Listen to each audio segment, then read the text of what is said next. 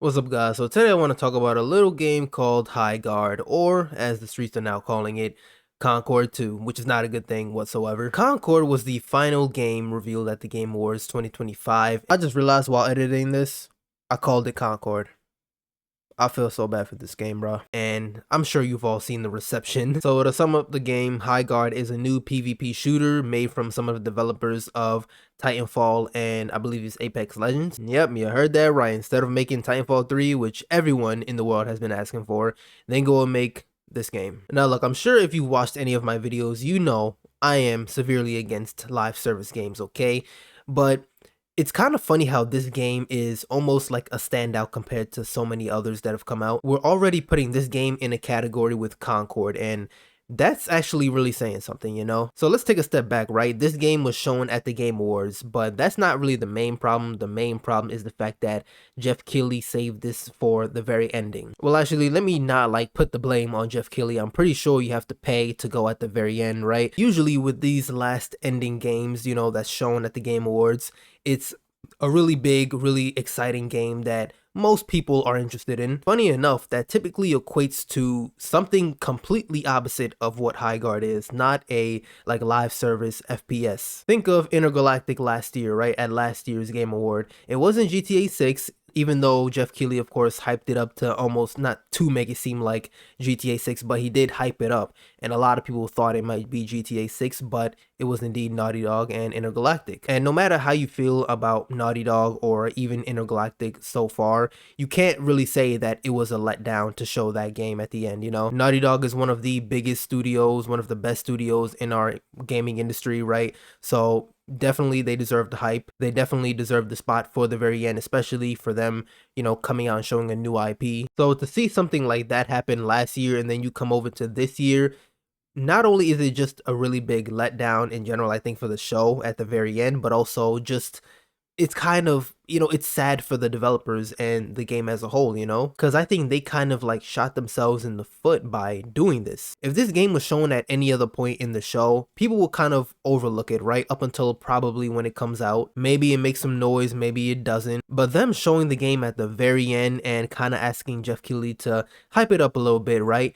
They shoot themselves in the foot by doing that because now all eyes are on them and everybody's just kind of making fun of them. Like I said, people are calling it Concord 2, and that's just not something you want, especially if you create a new studio, your first time working on something after leaving, maybe after leaving an old studio, like, you know, they worked on Titanfall and Apex Legends. This just isn't the reception you'd want to see, right, from people who you would hope would be fans of your next game. But I think this just really goes to show you that people just do not want games like this anymore as much as we used to, and that overall people kind of want developers to stop trying to go for this live service endless model, you know? Fortnite, Apex Legends, PUBG, Call of Duty, even something like Grand Theft Auto. Nowadays, most people just do not want that. So when a developer comes out and shows us something like this, it's just, you know, everybody just rolls their eyes, sighs, and looks the other way. Or you have a case like this or Concord where everybody just absolutely dogs the game itself. And I really hate for us to almost kind of take it out on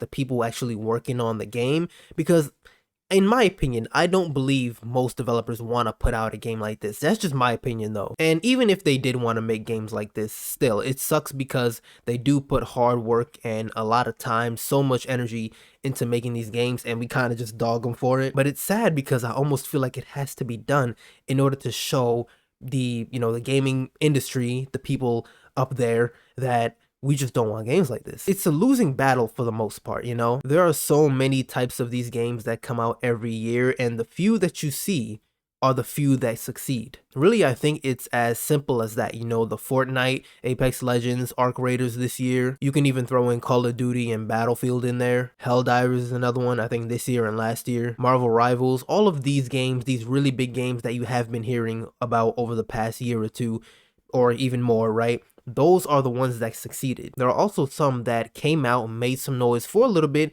then kind of died out, or they maintained a relatively, I guess, good player base. Nothing crazy, nothing in the hundreds of thousands. Maybe they average 20-30,000 people playing, which isn't crazy, but I think it's still pretty good enough for developers to keep supporting the game. But yeah, man, I truly don't understand what kind of well, I guess I do, right? I was gonna say I don't understand what goes through these like big publishers and companies' minds, but I think what goes through their minds is that if what they're doing, this live service model, if they make a game with the live service model and it succeeds, then they rake in so much money. I guess that's really the main kind of driving point for these publishers and big companies. Thing is though, it's a big, really big if you do this and if you do it right, you do it different, right? That's the main thing. You need to be different than the other game that just did it that also failed. You also need to be different than the game that just did it but also succeeded. I always say it's like companies think they have to do this live service model in order to make money. I understand they can make a lot of money, right?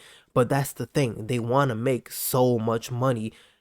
That's where they're going wrong. No doubt the live service model will bring you money, right? All the endless cosmetics and microtransactions and whatever currency you might have in the game. But if that's your only driving point, then you will fail at the end of the day. There's so many examples of companies just putting out a good game, making their money, and they succeed, and that's the end of it, and they move on to make another game. You don't need to sell 20-30 million copies to make your money, and you also don't need to have microtransactions and all of these cosmetics and in-game currency to make even more money, Of course, I understand it might be nice, but look, that cannot be your driving point all the time. Games like Concord and Highguard, excuse me, already, which is unfortunate for them, they're kind of showing you what could happen if you do that, right? If that's your main driving point. Concord really has got to be the biggest example. The game failed. Like, didn't they stop it after a week or something? I think they took it off the shelves of stores. They just stopped selling it after like a week.